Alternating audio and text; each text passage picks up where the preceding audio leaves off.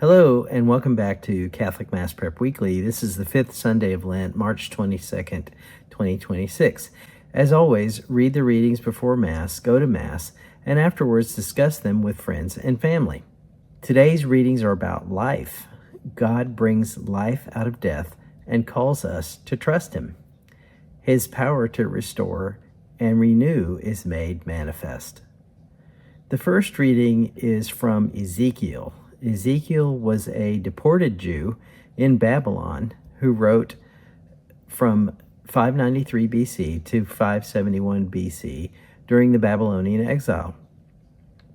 Ezekiel prophesied that Israel was taken into captivity because of its unfaithfulness.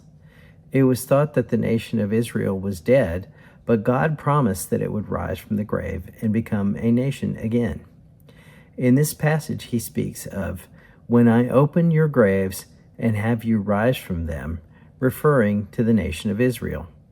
The responsorial Psalm 130 author is anonymous. It is thought to have been written in the post-exile period 500 to 400 BC and to have been spoken by pilgrims going to Jerusalem. It is a deep, personal call of penance and redemption from a place of repentance and trust in God's mercy. For the second reading, we return to Romans chapter 8, which Paul wrote to the growing church of Rome. The passage uses the word Spirit 6 times, so it is clearly emphasized. Just what is the Spirit that he is talking about? It is the conscious falling away of the trivialities and minutiae of life to have an awareness and focus on and communion with infinite love and infinite power. Paul contrasts life in the flesh with life in the spirit. This week's reading of the Gospel is John chapter 11. In this Gospel, Jesus raises Lazarus from the dead.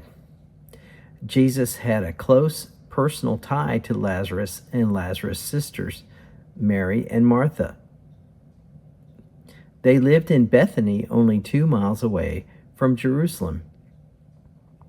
Jesus likely had visited their home many times.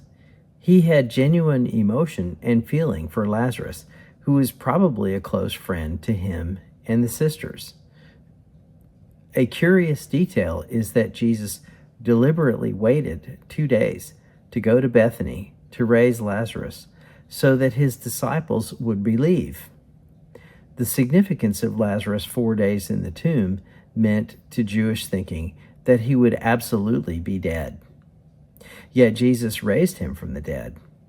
The raising of Lazarus is one of the most powerful signs in John's Gospel.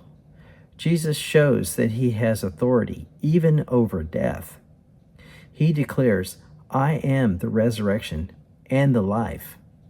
This event marked when the authorities of Jerusalem began plotting to kill Jesus.